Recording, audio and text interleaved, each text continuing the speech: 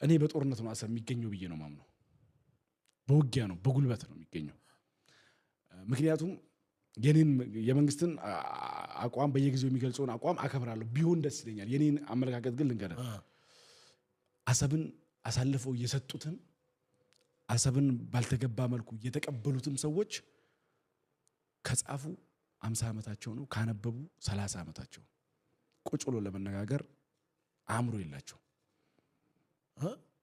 ገብቷል ስለዚህ እስቲ እንደገና በለው ምን ካሉ አሰብን አሳልፎ የሰጡትም አሰብን ባልተገባ መልኩ የተቀበሉትም ሰዎች አሁን ያሉት ከጻፉ 50 ዓመታቸው ካነበቡ ደግሞ 30 ዓመታቸው እንዴ ቁጭ ብሎ ይነጋገራሉ በጠመንጃ የሚያምኑናቸው ፍትሃዊ ነው የሚሆነው እጅግ በጣም ለትውልድ የሚጠቅም ፍትሃዊ ነው የሚሆነው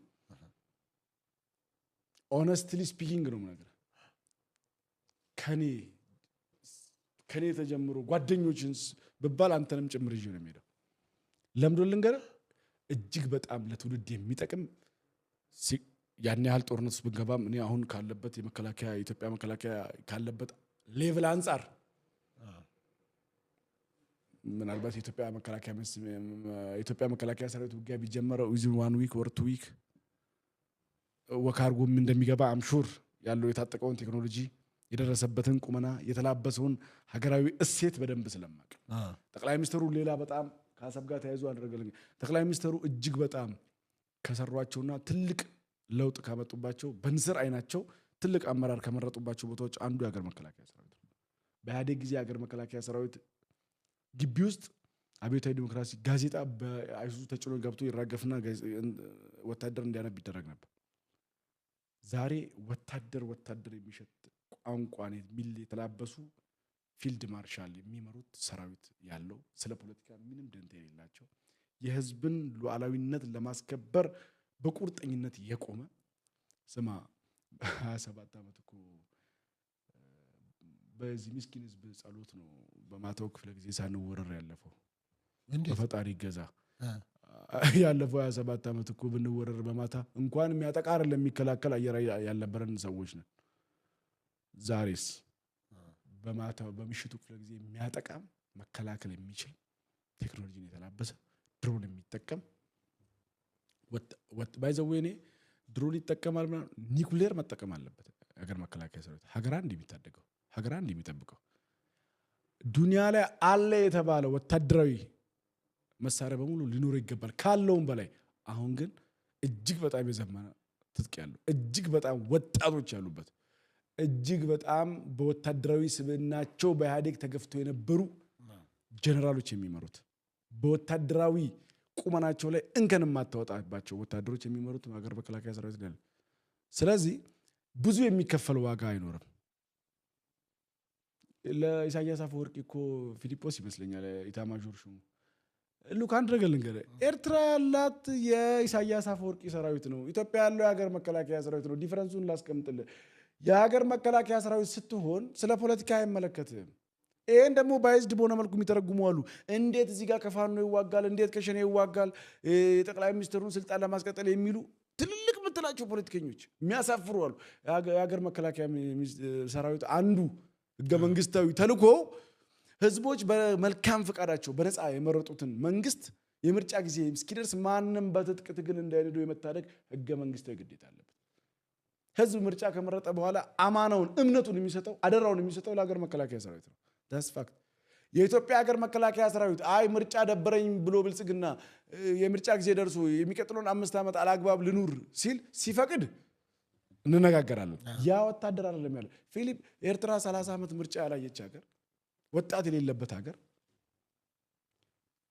2G ኔትወርክ ያልደረሰበት ሀገር አንድ ሶሻል ሚዲያን በአግባቡ የሚጠቀም ወጣት የሌለበት ሀገር እንዳየው ሰሞኑ የእንትን መብራት የትራፊክ ላይት አስመረቅኩ የሚል ሀገር ይያዝልኝ የሚል ሀገር አንዲት የውሃ ቦኑ ዛሬ ኢትዮጵያ ውስጥ በኔ ደረጃ ያለ አንድ ወጣት እናቶች አሳዝነውት በኔ ደረጃ ኢኮኖሚ ያለው ሰው የሚያሰራውን ውሃ በከፈልነው ዋጋ ይላሉን ኢሳያስ አፈወርቂና ማንነው የማስታወቂያ ሚኒስትሩ ቁጭ ብሎ ሲያስመርቁ ስታይ ታፍራለህ ስለዚህ ከእንደዚህ አይነት ሀገር ጋራ ቁጭ ብሎ ኢትዮጵያን እኮ እየጻፈ የሚመራ መሪ ነው ያላት እኔ አእምሮም የላቸውም ቁጭ ብሎ አይነጋገሩም። ስለማይነጋገሩ በጦርነት ብናመጣው ነው የሚሻለው ባይነኝ የግለሰብ አቋሚ ነው። ያ ሲሆን ደግሞ ዋጋ አንከፍልም። ብንከፍልም ትውልድን የሚያንጽ ዋጋ ነው። ብንሰራም ለትውልድ የሚጠቅም ዋጋ ነው። በጂኦግራፊ ጠቅላይ ሚኒስትሩ እንደሚሉት በጂኦግራፊ የታጠርን ሆነን መኖር የለብንም። እስከ መቼ ሀጂ እስከ መቼ? ዛሬ ኢሳያስ አሰብን በተመለከተ አደረገ ልንገርህ። አሰብን በተመለከተ የሰጡ ሰዎች ቀድሞውን ያሸሹት እንዲሁ አይደለም የሰጡት። እንዴት ማለት ነው? አሰብ የሄደበትን አግባብ የሽግግር ጊዜ መንግስት መሬት ቆርሶ የመስጠት ስልጣን የለው። ያልተመረጠ መንግስት እኮ ነው። ተመራጭ መንግስትን ለተመራጭ መንግስት ለሚመረጡ መንግስታት ወደ ተፎካካሪ ፓርቲዎች ምቹ ሁኔታ የሚሰጥ ምርጫ ቦርድ የሚያደላድል ነገሮችን ፋሲሊቴት የሚያደርግ ማለት ነው የሽግግር ጊዜ መንግስት። በሽግግር ጊዜ መንግስት ያጣረው ወደብ እኮ ኢንተርናሽናል ህግን መሰረት ብታደርግ በጂኦግራፊም እኛ እንቀርባለን እኮ። ፋኖ ዛሬ ህወሓት ምናምን የምትላቸው ኃይሎች ጥምረት ፈጥረዋል። አንድ የሚያደርጋቸው ነገር ድድብና ስለሆነ አለመጻፍና አለማንበብ ስለሆነ። ስለዚህ ያኔ ሲሰጡ ወደቡን ሲሰጡ በነመለስ ዜናዊ ጊዜ ሲሰጥ ኢትዮጵያን እንደሚጎዳ ኢትዮጵያን አጥሮ እንደሚያስቀምጥ ሳያውቁ ቀርቶ አይደለም። በኔ እምነት በኔ ትንታኔ ለክፉ ቀን ያስቀመጡት ቦታ ነው። ምን ማለት ነው ለክፉ ቀን? እንዴት ነው? ቴንኪው ለክፉ ቀን ይሄው ወዳጅነት መሰረቱ እኮ እያየህ እኮ ነው። ህወሓትና ሻዕቢያ ወዳጁን እኮ በየ27 ዓመት ሙሉ በየሚዲያው ፕሮፓጋንዳ ሲነዙ እንዳልከረሙ ታስበው ሆኑ ወዳጁ ነው። ስለ ወደቡ ሁለቱም ለኤርትራ ያስፈልጋታል ብለው መጨነቅ ጀምሩ። የጋራ ምሽጋቸው አደረጉት። ታስበው ህወሓት አካሄዱ ከ20 ዓመት ከ30 ዓመት በላይ እንደማያስኬድ ያውቁ ነበረ። ኢትዮጵያ ውስጥ የተማረ ትውልድ ሲፈጠር ተቃውሞ እንደሚነሳ በደንብ ያውቁ ስለነበረ ማለት ነው። ወደቡ